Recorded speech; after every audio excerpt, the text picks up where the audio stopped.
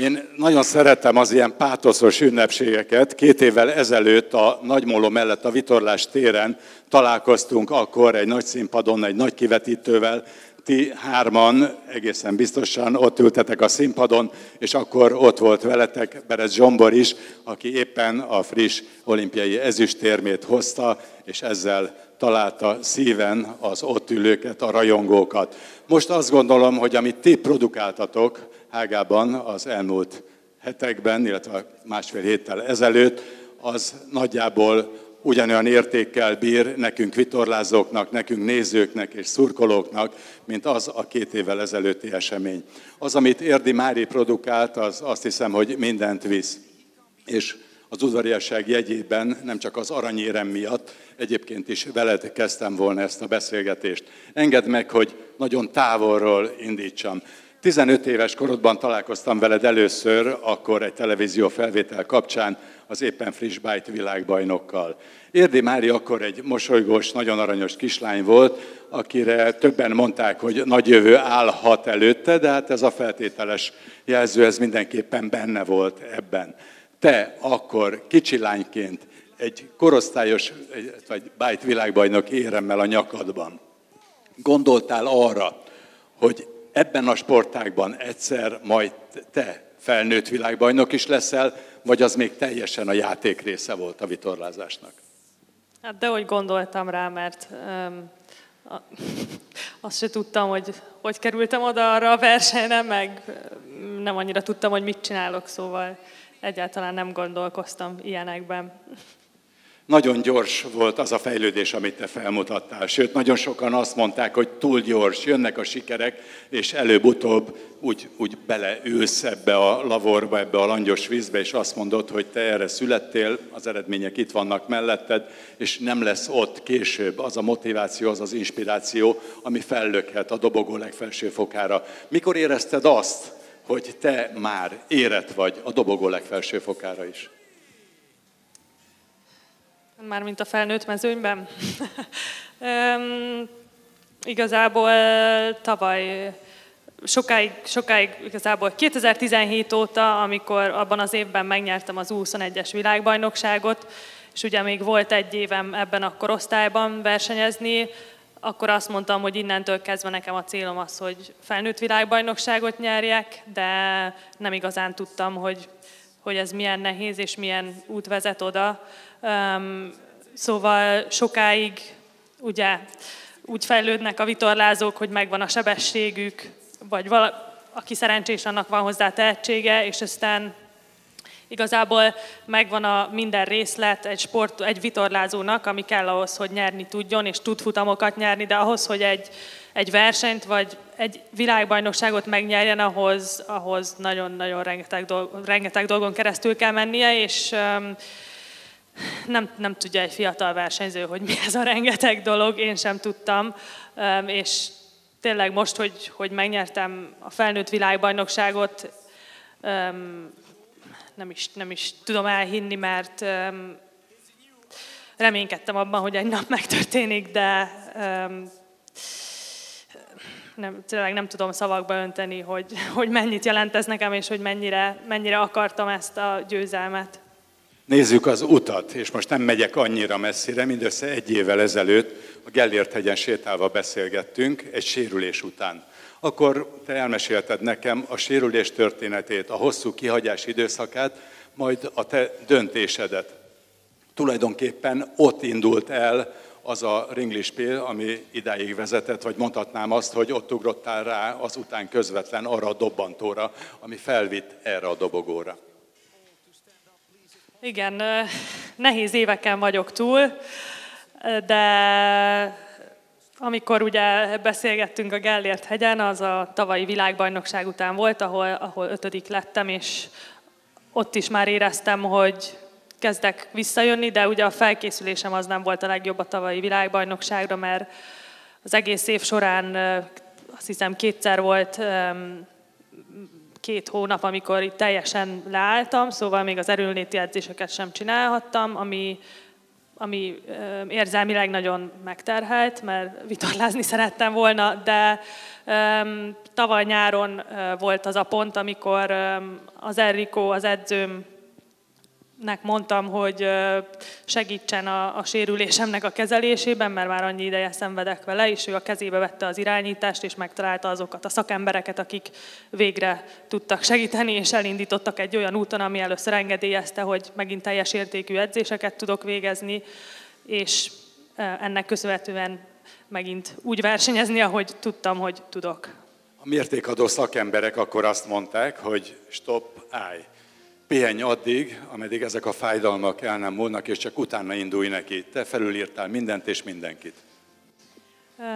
Nem mondanám, hogy én ezt felülírtam, mert betartottam a szakembereknek a tanácsait, és követtem a tanácsaikat, de sajnos kevés ember van. Nagyon nehéz egy olyan sportorvost találni, aki tényleg érti, hogy mit csinálunk, és Magyarországon nem sikerült egy ilyen embert találni. És igazából, hogyha találsz is egy olyan szakembert, aki érti, hogy mit csinálsz, sajnos nekünk olyan emberekkel kell körbevenni magunkat, akik ugyanannyira szeretnék a sikert, mint mi magunk. És ha nem egy olyan ember áll melletted, nem fogja tudni belerakni azt, ami neked kell ahhoz, hogy elérj egy ilyen eredményt, és ezért vagyok nagyon hálás, hogy akikkel most dolgozom együtt, mindenki ugyanannyira örül ennek a sikernek, vagy még jobban, mint én, és ugyanannyira szeretnék ezt a sikert, és ezért nagyon hálás vagyok. Nézzük, hogy kiknek köszönhetjük ezt a sikert. Kezd Gerencsér Gergővel, talán ő volt az első. És hogyan alakult ez az út 2023-ig? Hát az nagyon régen volt, de igen, ugye megismerkedtem a vitorlázással a Tihanyi hajós egyletben, és az első pillanattól kezdve nagyon élveztem a sportot.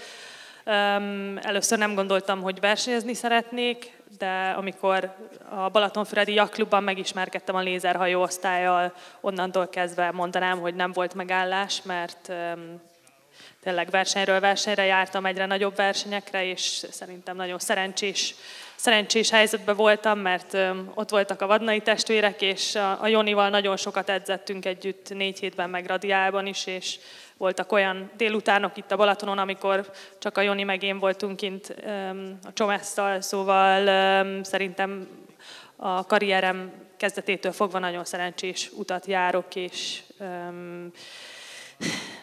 nem tudom így, nem tudom gyorsan összefoglalni tényleg, hogy mi történt 2012 óta, de azt mondom, hogy szerencsés vagyok, megvoltam. Öntsük nevekbe, kik kísérték a pályafutásod idáig, akik meghatározó szereplői voltak ennek az aranyéremnek is akár. Hát ugye a Gerencsér Gergő volt, aki megtanította nekem a vitorlázás alapjait, utána a Balatonfüredi Yachtklubban a Csomai József volt az edzőm, utána az SS Tamás volt, aki az ifjúsági sikerekhez segített hozzá, és ezek után az Ian Ainsley-vel dolgoztam együtt, akitől nagyon sokat tanultam, aztán a Sarah Winterrel utaztam a Tokiói olimpiára, és most meg az Enrico Strazzerával dolgozom együtt, mint vitorlásedző.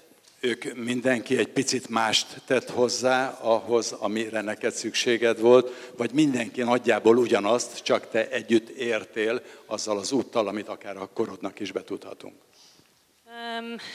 Nehéz dolog ez, mert egy tinédzsernek összerakni egy olimpiai felkészülést, úgyhogy a családban senki sem vitorlázott, senki nem volt versenysportoló, nem olyan egyszerű. Nem olyan egyszerű felnőttekkel lekommunikálni dolgokat, nem olyan egyszerű felnőtt embereket menedzselni. Ugye nem csak a vitorlásedzővel dolgozom együtt, hanem több szakemberrel, és nem feltétlenül volt meg fiatalabb éveimben az a támogatás kívülről, aki menedzselte volna ezt az egészet. Ez valahogy a végén mindig rám maradt. Persze voltak emberek, akik beleszóltak, de ez nem egyszerű történet. most hálás vagyok, hogy ez összeállt, és látszik is, hogy összeállt, és remélem, hogy így is marad. De hálás vagyok mindenkinek, akivel együtt dolgoztam, és aki valamilyen úton, módon hozzá segített ehhez a sikerhez. De igazából erről ennyit szeretnék mondani, mert tényleg mindenki tudja, hogy akiknek hálás vagyok, azok tudják, hogy én nagyon hálás vagyok, és sokat köszönhetek nekik. Ha a lehetőségekről beszélünk, és mondjuk visszamegyünk csak ennek az évnek az elejéig, január-február, Erikóval ti kitűztök ilyenkor célt, hogy mit szeretnétek elérni, nem csak az olimpiai kvalifikáció, hanem tényleg egy Európa-bajnokság, egy világbajnokság tekintetében mi az, amire te már érett vagy, de még eddig nem találtál oda?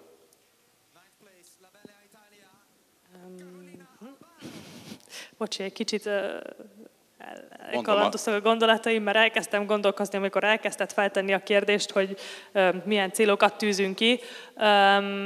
Igazából 2022 elején volt egy ilyen, még a Versenysport Bizottsága volt egy ilyen hívás, ahol ott voltak a Benji meg a Joni is, meg én, és akkor kérdezték, hogy mik a céljaink. Én ugye 22 januárjában ültem vissza a hajóba az olimpia után, mert addig próbáltam rendbehozni a derekamat, és akkor én azt mondtam, hogy a 2022-es évet arra szeretném felszentelni, hogy dolgozunk a gyengeszeles sebességemen, meg versenyzésemen és a hátszelezésemen.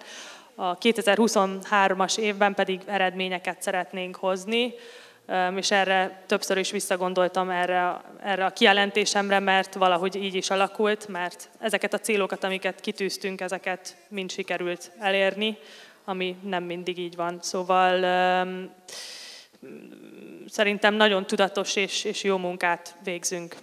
Kemény időszak, kemény évek vannak mögötted, hogyha mondjuk 3 évre visszatekintünk.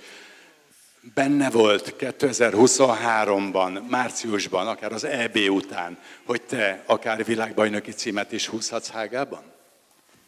Hát szerintem, amit ott mutattam a döntőfutamokban, szerintem azt gondolták a versenytársaim, hogy igen. Én is azt gondoltam, de ezt nem lehet előre megmondani, hogy ki lesz a világbajnok. Le kell versenyezni, le kell menni, vagy az összes futamon végig kell menni, és aztán, hogyha szerencsés az ember, akkor a végén világbajnoknak mondhatja magát, de sok ember van a mezőnyben, aki képes erre, úgyhogy tényleg szerencsésnek érzem magam, mert ez egy világbajnoki cím, az egy olyan dolog egy versenysportoló életében, amire örökké emlékszik. És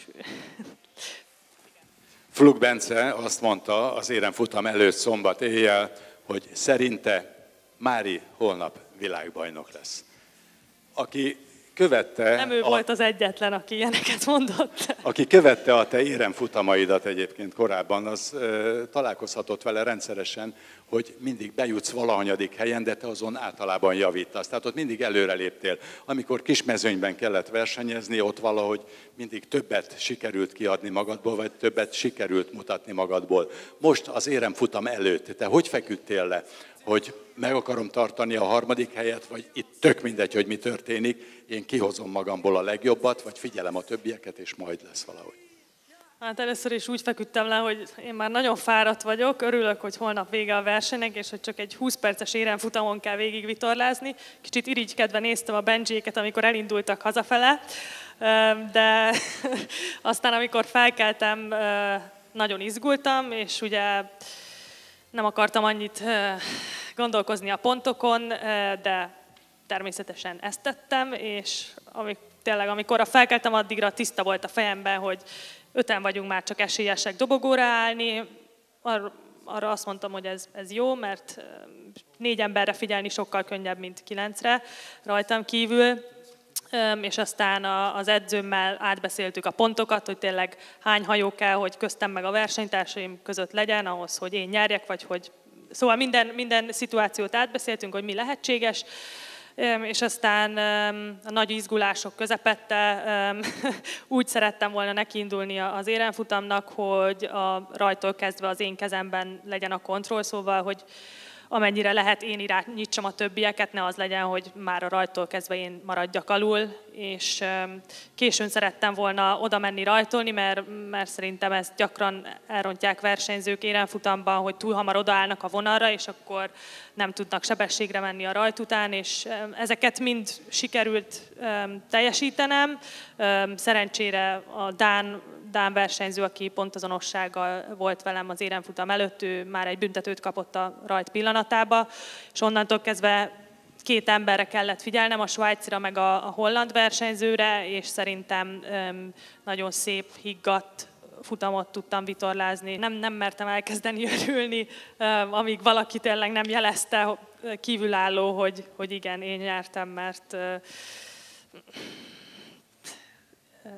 igen. Szóval az, hogy világbajnok vagyok, még talán most sem nem is szeretnék annyira belegondolni, mert még sok versenyre el szeretnék menni, és jól vitorlázni, úgyhogy szerintem nincs ideje annyira az embernek ebbe így bele nyugodnia.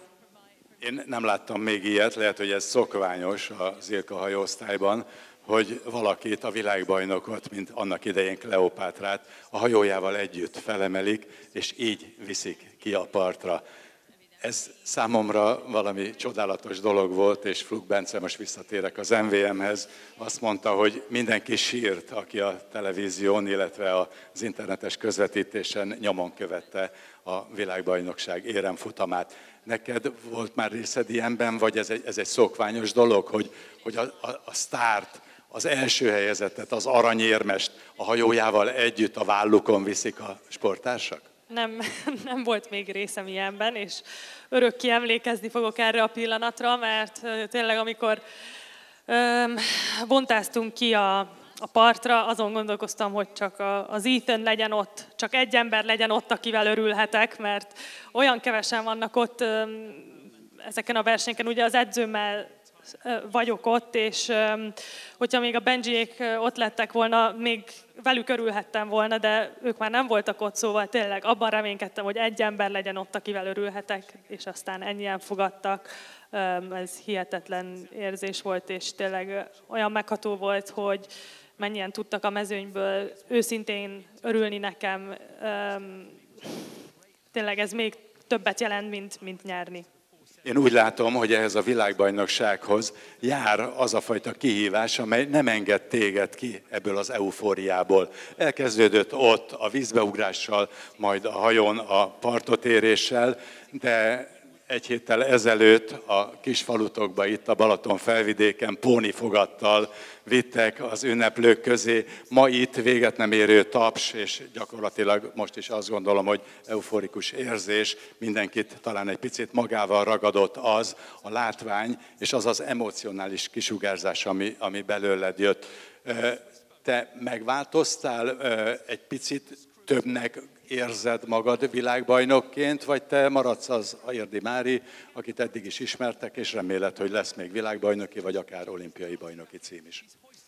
Nem változtam meg, nem is tervezek megváltozni, és egyébként annak örülök, hogy tényleg az ilyen nagy kudarcok után nagyon motivált szoktam lenni, de most is ugyanilyen motivációt érzek, szóval valahogy az Európa-bajnoki bronzérem után nagyobb megelégedés volt bennem, mint most, és tudom, hogy ugyanannyira keményen kell dolgozni, vagy még jobban, még keményebben, mert ez nem jelent semmit igazából, hogy egy versenyt megnyersz, nem jelenti azt, hogy még meg fogsz nyerni versenyeket, szóval ugyanazon leszek, hogy fejlődjek, minden edzésből kihozom a maximumot, és szóval nem változnak a céljaink, nem változunk meg mi, és remélem, hogy ugyanilyen motivációval tudunk tovább haladni. Mennyire kemény év vár rád az olimpiáig? Ki tudja, hogy mennyire lesz kemény. Szerintem egy jó programot összeállítottunk, és tényleg az látszik, hogy jó munkát végzünk, de nem tudhatjuk, mit hoz a jövő, milyen nehézségek lesznek. Remélem, hogy tényleg sikerül Marseille-ben egy olyan bázist kialakítanunk, vagy nem is bázis, de hogy sikerüljön vízre menni valahonnan Marseille-ben, ebben reménykedek. és onnantól kezdve szerintem mind a hárman azt érezzük, hogy ha kimehetünk, minél többet tudunk vitorlázni és versenyezni az olimpiai helyszínen, annál jobb, és szerintem mindannyian bele fogjuk adni a maximumot, hogy a legszebb eredményeket hozzuk haza nektek az olimpiáról.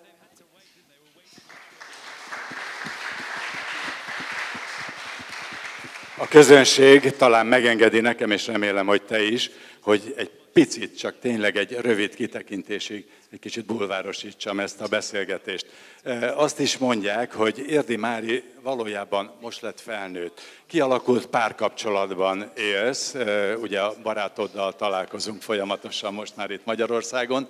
Mit jelent ő a te életedben? Mit tesz ő hozzá ahhoz az eredményhez, amit most birtokolsz? Hát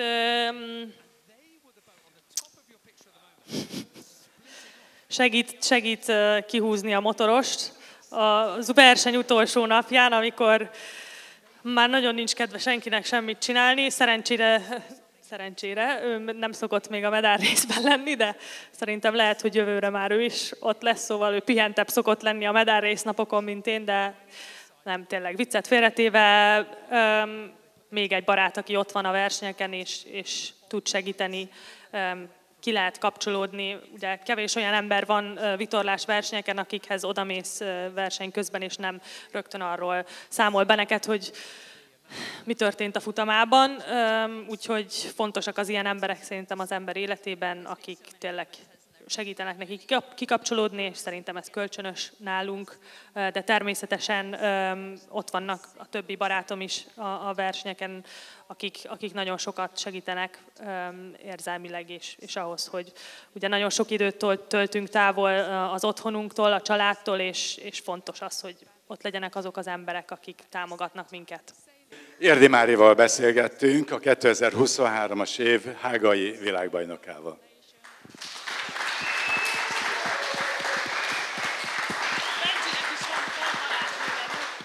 Közben kaptam egy fülest, Benji is párkapcsolatban él, tehát itt is el fogunk jutni eddig a kérdésig, de természetesen az olimpiai kvóta az, ami legfontosabb nekünk, a Magyar Vitorlásszövetségnek, a magyar vitorlázásnak, a vadnai testvérpárnak. Ugye 2 olimpián már túl vagytok, mind a kettőn Vadnai Benyámin vitorlázott és képviselte a magyar színeket, de ott volt Jonatán is, tehát pontosan ismeri az olimpiai pályákat, hiszen a felkészülésben, a felkészítésben ő volt az edzőpartner. Most ebben az évben, 2023-ban te szállítottad Magyarországnak a kvótát. Mennyire nehéz volt ez az év? Most mondjuk kezdjük januártól. Hogyan indult? Mire készültetek? Az olimpiai kvóta volt a cél, vagy egy jó helyezés, hiszen nagyon jó helyezések voltak, például az EB-n egy 3. előtte. Üdvözlök mindenkit! Hát igen, januárban igazából még ugye alapozás volt, tehát készültünk a márciusi Európa-bajnokságra, és utána jöttek a világkupák. Nekem nem annyira jól indult a szezon egyébként, a versenyeken nem úgy szerepeltem, ahogy azt akartam. Mindig valahogy még egy kiesőt összeszedtem, vagy esetleg fájt valamin, vagy valahogy nem jöttek össze a dolgok. És ilyen, sose volt meg az a top 10, amit én szerettem volna. Mindig ilyen 11-12 ilyesmik voltak. Aztán próbáltam kijavítani ezeket a hibáimat a világbajnokságra, tehát ott volt egy hosszú edzésblokk az áprilistól kezdve augusztusig, amiben bíztam, hogy majd sokat fogok fejlődni, és jól is indult nagyon a világbajnokság, a 4. futamig, a BFD-ig, és utána ez a korai rajt után lett igazából egy kicsit ilyen rémálom ez a verseny, hiszen minden egyes apró hiba, ugye a kiesőm az elúszott, az nagyon komoly következményekkel járt, szóval igen, nagyobb volt a nyomás sokkal, mint előtte, és hihetetlen, hogy milyen hullámzó tud lenni egy ilyen világbajnokság, hogy épp megnyertem az előtte lévő futamot, azt hittem, hogy most összeállnak a csillagok, és milyen jó lehet itt most minden, és mégis utána egyből kiírt a korai rajtra, és fordult a kocka, és én voltam az, aki mostantól egy ilyen konzervatívabb biztonságvitorlázást választ, nem az, aki bátran tud odaállni. Az utolsó nap előtt, ugye 14. voltál, hogyha jól emlékszem, és volt még 2 luk, tehát 16-ig lehet csúszni ahhoz, hogy még mindig meglegyen az olimpiai kvóta. Mennyire voltál feszült, mennyire voltál ideges a reggeli rajt előtt, vagy tudtad, hogy ezzel a biztonsági vitorlázással, amikor nagyon figyelek mindenre, ezt a végére egészen biztos, hogy behúzod? Viszonylag jó pozícióban álltam a kvótaszerzéshez az utolsó nap előtt. Azt beszéltük az edzőmmel, hogy ha 2 top 20-at megyek aznap, akkor nem lesz igazából komolyabb gond. Csak hát nem úgy indítottam, hogy top 20-szal kezdjek, mert elrontottam a rajtot, utána a nyitást, mindent, és a 45-ről másztam fel az első futamba 17-nek. Az a futam után eléggé megnyugodtam, mert úgy éreztem, hogy most még jobb pozícióban vagyok, hogy meglegyen a szint. Utána megint jól elrontottam a rajtomat, és akkor nagy volt rajtam a nyomás, mert láttam, hogy azok a versenyzők, akik pont mögöttem voltak, azok a nemzetek, a portugál, a guatemalai, az ír, a horvátok, azok mind ott voltak a top 20, top 10-ben abban a futamon. Szóval egészen a legvégéig, az óvási határidőig nem volt igazából nyugodtság. Te mennyire tartozol a stressztűrő vitorlázók közé? Feszülten indítasz minden versenynapot, vagy tudod, hogy hol kell leállítani, vagy fékezni egy picit magad ahhoz, hogy kijöjjön a maximum? Hát úgy gondolom, hogy én nagyon sokat tudok izgulni még a futam előtt, de amikor elrajtolunk, onnantól kezdve nagyjából kitisztul a fejem, és tényleg tudok arra koncentrálni, ami fontos. Most ez néha így jön ki, néha úgy, te is tudod, hogy valaki úgy érzi, hogy jó stressz helyzetben, de utána mégse úgy jönnek a lapok, és mégsem úgy bizonyít. Úgy gondolom, hogy azzal, hogy most így a BFD után meg tudtam hozni a szintet, viszonylag jól megy a stressztűrés. Joni, májusban te az EB-n hoztál egy 3. helyet, az egy nagyszerű 3. hely volt. Ebből következtethettünk volna arra, hogy Bocsánat. Ő hozott. De nagyszerűen mentél te is az Európa-bajnokságon. Ez jelzett előre valamit, vagy nektek most csak egyetlen cél volt, hogy az olimpiai kvalifikáció meglegyen? Hát az én célom az volt, hogy a tavalyi világbajnoksági eredményemet javítsam, ami 9. volt. Ez nem sikerült, de nyilván, hogyha nincs ekkora tétjenek a világbajnokságnak, akkor egy korai rajt után is sokkal bátrabb az ember, hiszen lehet 40. is, vagy 50., vagy 15. nem nagyon számít. Most, és a 15 számít, bocsánat, de az, hogy a top 25-ben benn kell lenni, az egy olyan határ volt, ami mindig ott volt a fejemben, hiszen az, hogy meglegyen most a szint, az nagyon-nagyon fontos. Az, hogy tudjunk egy teljes évet készülni az olimpiára, mindenféle stressz nélkül, nyugodtan, az egyik legfontosabb az egy versenyzőnek, hogy tudjon tisztán alapozni. Most ugye van egy kvalifikációnk, ugye van egy helyünk a férfiaknál, ez kettőtök között dől majd el. Erre majd egy pillanat múlva visszatérek. Viszont Benji, most tőled kérdezném, hogy nem volt egy nagyszerű most számodra ez a világbajnokság. Ez látszott már ebben az évben, hogy egyelőre nem vagy top formában, vagy minden rosszul sült el, és ezzel kellett beérni? Hát nekem az év elején kicsit könnyebb voltam, és azok az erősebb szeles futamok azok nem mentek. Nekem az alap naturális súlyom az ilyen 80 körül van, és nekem ezt kell mindig feltornáznom 85-re. És a világbajnokságra nagyon szépen ívelt felfele a sebességem, a teljesítmény, minden, és a VB előtti utolsó 2 edzésnap az úgy ment, hogy 5-ön kívül nem vettem Kreuzbolyát, nem futottam be, és nagyon-nagyon úgy éreztem, hogy na, akkor összeállt, és az az olimpiai forma, ami volt Tokióban, azt most tudom hozni. És a futamon a kezdések, a rajt utáni sprintek azok, amik lassabban mentek, és utána az volt a probléma, hogy 70-en voltunk, és nem lehetett magad átküzdeni utána a 70 hajón. Szóval nem lehetett azokat a top 15-ös eredményeket hozni, amikért én mentem. Joni már említette, hogy most az új szabályok szerint elég egy betli, és utána már szorul a hurok.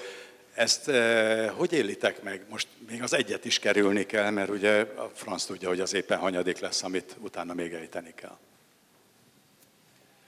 Hát, igazából igen, 70 hajóban nem gyakran versenyzünk, általában nekünk ez a 45 szokott lenni, és amikor már 50 hajó van az ember előtt, az nagyon sok és nagyon bántó, szóval nagyon rosszul éljük meg. Ti egymással abban az értelemben versenyeztek, hogy például, hogyha szükség van rá, akkor segítem a másikat, vagy csak átkiabálok, vagy tartom az ellenfelet, nem tudom, vagy itt mindenki a saját játékát játsza, hiszen ez mégiscsak egy sport, és mégiscsak arról szól, hogy világbajnoki érmekre, vagy olimpiai érmekre megy a játék. Hát nekem az utolsó 1-2 nap már látszódott, hogy a szint nem lesz meg, és onnantól kezdve fél szemem mindig a Jonatánon volt, mert nagyon izgultam, hogy akkor legyen neki, és amikor az utolsó, párszor ott találkoztunk, akkor természetesen ott még hátszébbet próbáltam távolodni tőle, véletlenül se zavarjam. Az utolsó rajtnál volt az, hogy alattam volt hely, és láttam is a vonalat, hogy a vonalat vagyunk, és mondtam is, hogy gyere, mert még lehet jönni, de hát ahogy mondta, hogy egy BFD után már nem mert kockáztatni, és akkor ez volt is benne egy fék a verseny második felében, ő azért ennél sokkal gyorsabb és jobb. A laikus gondolhatná, hogy van egy olimpiai kvóta, te ott voltál már 2 olimpián, most Joni jön, akkor ez legyen az övé. Ugye nagyvonalúan a bátyja, aki most 27 éves, Joni 25 éves, előre tolja a fiatalabb testvért. Ez egy naív elképzelés, vagy itt azért van egy kompromisszum, vagy egy olyan megegyezés, amit mi nem ismerünk, de ti most megosztjátok velünk. Ez egy naív elképzelés, igen. Ugye ezért küzdöttünk egész életünkben, hogy olimpián vegyünk részt, és hát ugye ezt nem adja fel egy könnyen az ember. Azért az egy megnyugvás, hogy ott leszünk egymásnak segítségül, ahogy a Tokióban ott volt velem a Joni, és a tapasztalatokat gyűjtjük, meg ami eddigi tapasztalatok, azokat ugye hasznosítjuk, és ez nagyon jó, hogy egy csapatban tudunk dolgozni.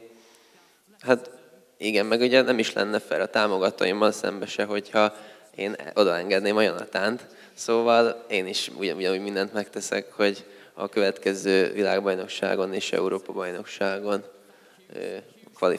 kvalifikáljam én magam az olimpiára. Ilyenkor, amikor egy sportoló, és most Mári, amit súgott, ugye nem volt éppen fair, de azért dobta nekem a kérdést.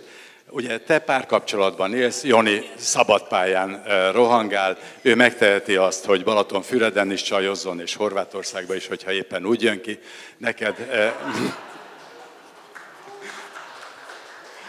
Neked most korlátaid vannak.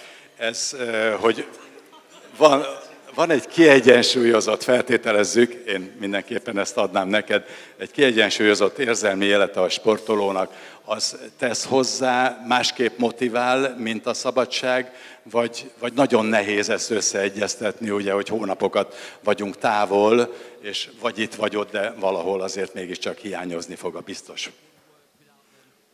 Igen, a Zsombi az elején mondta, hogy ez eszméletlen sok lemondás, és igen, ha nem élünk normális életet, de szerencsére igen, van egy olyan párom, aki ebben támogat, és amíg csinálom, addig azt mondta, mellettem áll.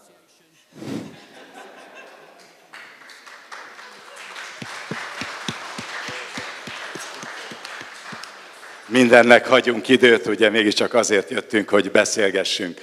Letudtuk, tehát a kvótaszerzést, ez megvan. Azt is tudjuk, hogy kettőtök között fog eldőlni az olimpiai részvétel.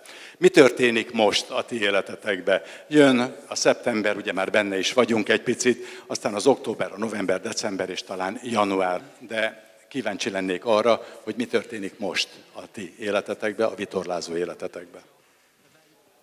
Éppen most jöttünk be, kájtoztunk egész délután, tehát most pihenünk, élvezzük a nyarat.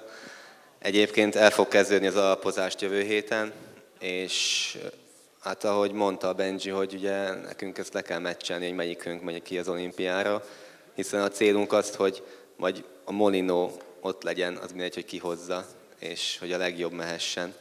és a legesélyesebb. Szóval a januári világbajnokságon fogjuk majd eldönteni, hogy ki is megy, vagy illetve még egy versenyt beteszünk mellé, az még nem, az még egy kicsit kérdőjel, és arra készülünk gőzerővel.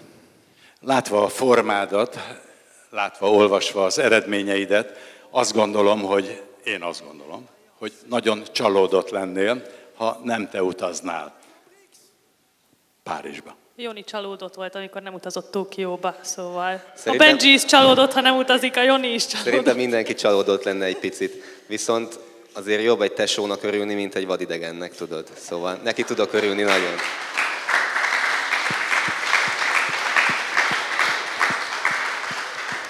Benji, gondolom, hogy neked egy alapcél, ugye, mert sportról és sportszerűségről beszélünk, hogy ne 2, hanem 3, akár 4, vagy netán most már a korokat figyelve, a vitorlázók korát figyelve, akár 5 olimpia is simán befér egy vitorlázó életébe, ezekben a hajóosztályokban is.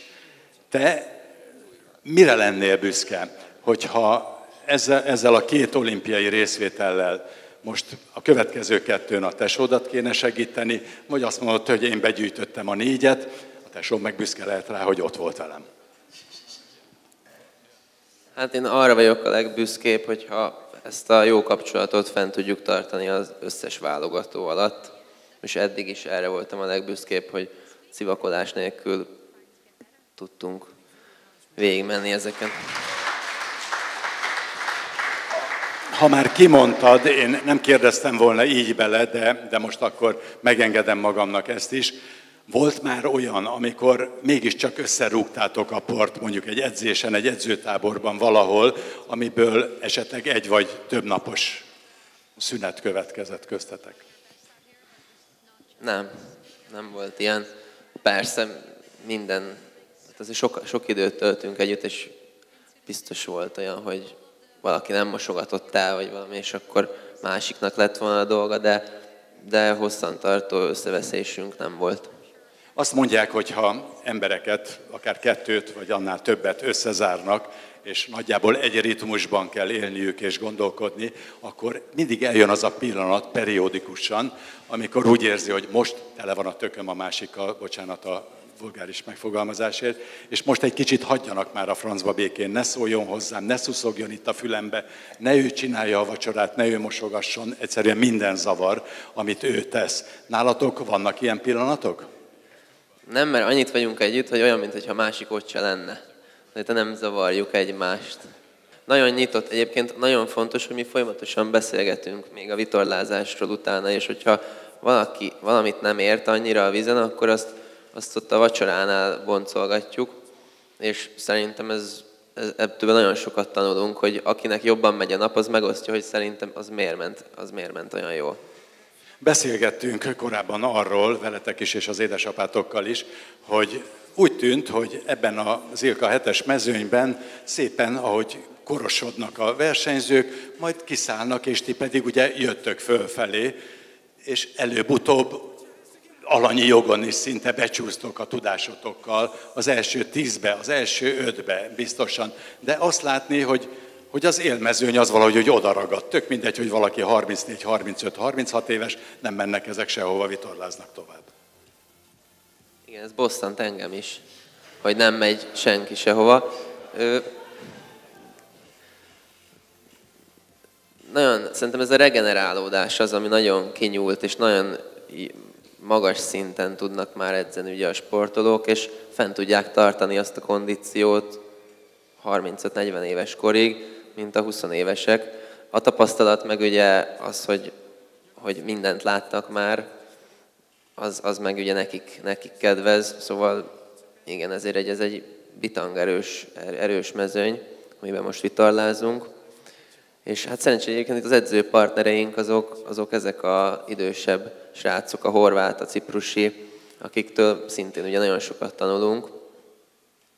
Aztán egyszer ugye, hát a Jonathannak már sikerült párszor megverni őket, és akkor reméljük egyre többet.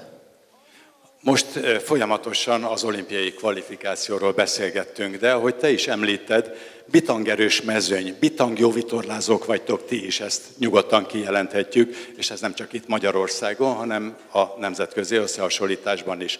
Ez a két bitang jó vitorlázó, a Vadnai testvérek, nem az álmaiba, hanem a lehetőségeibe benne van a közeljövőben, mondjuk 2-3 éven belül a világbajnoki cím?